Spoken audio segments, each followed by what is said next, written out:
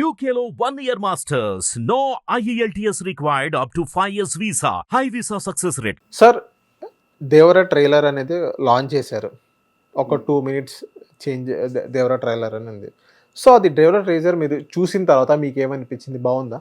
నేను ఈ సినిమా మీద ప్రత్యేకమైన దృష్టి పెట్టుకున్నాను. కొరటాల శివకి చావు బ్రతుకుల సమస్య కదా. ఎప్పుడైతే ఆచార్య సినిమా ఫెయిల్ అయిపోయిందో ఇది కొంచెం కష్టమైన సమస్య. తర్వాత ఈ సినిమా కొంతవరకు తెలుగుదేశాన్ని దెబ్బతీసేగా ఉన్నాయి సంభాషణలు ఉన్నాయి. ఎందుకు సార్? ఎందుకంటే ఆ జగన్మోహన్ రెడ్డి తాలూకు డైలాగులు ఉన్నాయి కదా, మేము కులం చూడడం, మతం చూడడం, జాతి చూడడం అన్నా కదా.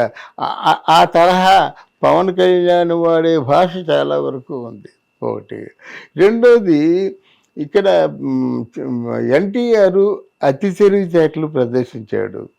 ఎలా ప్రదర్శించారంటే కొరటాల శివ గురించి మాట్లాడుతూ, కొరటాల శివగారు మాత్రం ఆయన సినిమా తీయడంలో ఆయన దోషం ఉండదు, ఆ పక్క వ్యక్తులు ఎవరైనా కొంచెం బాగా వీక్ అయితే ఆ సినిమా పోవచ్చు గాక, కానీ నా విషయంలో మాత్రం కొరటాల శివలా డైరెక్టర్ లేడు. అంటే ఆయన డైరెక్షన్ని ఎవరో చెరికి పాడు చేసి ఏదో చేస్తే కానీ ఈ లోపాలు ఏమి ఉండవు అని చెప్పడంలో రీసెంట్గా ఆచార్య సినిమా అంటే అట్టర్ ఫ్లాప్ అవ్వడం, కొరటాల శివ కూడా డబ్బులు వాపస్ ఇవ్వడం.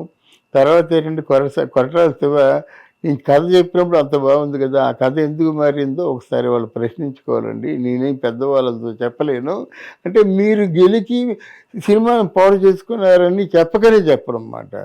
ఏంటి అవసరం అండి?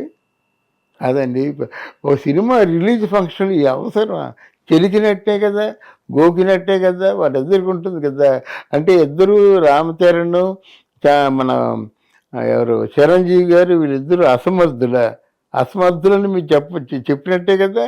మళ్ళీ పార్టీ మార్చి ఎవరు మన జగన్మోహన్ రెడ్డి గారు ఏం మాట్లాడుతారో ఆ డైలాగులు పెట్టారు. కులం చూడడం, మతం చూడడం, జాతి చూడడం, ఏమి చూడడం, మేమే ఉత్తమం అని. కానీ ఇవన్నీ కూడా ప్రజల నోట్లలోనూ ఫ్యాన్స్ నోట్లలోనూ జనానికి వాళ్ళ నోళ్ళల్లో నోంతాయండి. దీని ఫలితం ఉంటుంది కనుక. ఇంకోటి చెప్తారు, జన్వి కపూర్ అంటే పండిత పుత్ర సొంటహ అన్నట్టుగా ఉంది. శ్రీదేవి ఎక్కడ స్క్రీన్ మీద కనిపిస్తే ముఖ్యంగా శ్రీదేవితో పనిచేశారు. దేవత లేదు కదండి, దేవత అంటే నమ్మేస్తారు, అలా వచ్చేది కదా.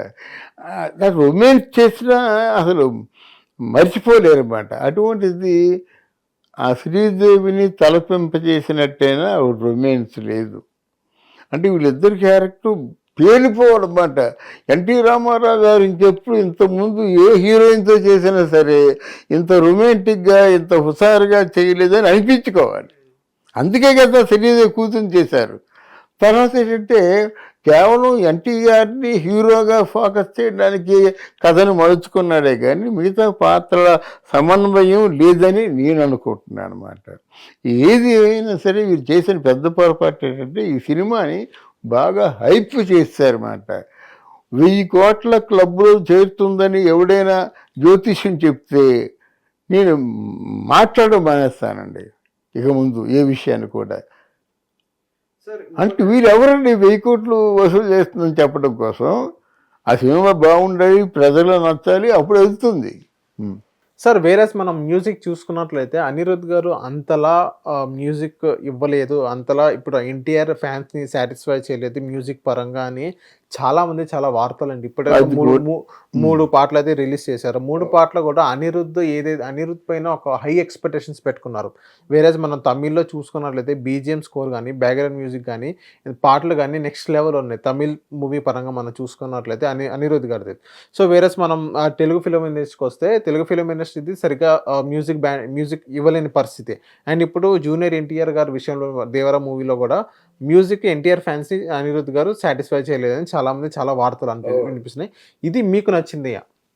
అంటే ఇక్కడ మీకు ఒక టీజర్ రిలీజ్ అయిన తర్వాత దాని మీద స్పందన చూసినట్టయితే మిలియన్స్ వస్తాయండి. ఓకే, మీకు అర్థమైందా? కొన్ని మిలియన్స్ వస్తాయి. రెండో రోజు చూసా 10-20 వేలు దాటలేదు వ్యూస్.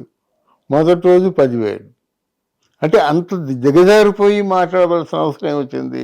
పోనీ అంతగా చూసుకుంటే మొదటి రోజు రాత్రికి 1,00,000 అనుకోండి, రెండో రోజు 2,00,000 అనుకోండి, 5,00,000 దాటలేదు కదా, 1,000,000 దాటలేదు కదా. అంటే ప్రేక్షకులు అటువైపు చూసే ఆసక్తి లేదు కనుక కదా అలా అయిపోయింది. అది ఆలోచిస్తున్నాం వాడు మనకి లెక్కలు ఉన్నాయి కదా, అది లెక్కలు చూసుకుని ఆలోచించమని చెప్పండి. అది అలాగే సినిమా ఫెయిల్ అయిపోతుందని ఆ మాట నేను చెప్పను, చూసి చెప్తా. టీజర్లో మాత్రం అంత ఆసక్తికరంగా లేదు. అది. Thank you sir. Thank you అమ్మా.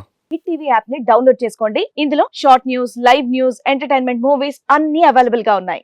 Please download hit TV app. Hit TV app. Hit TV యాప్ని ఫ్రీగా డౌన్లోడ్ చేసుకోండి.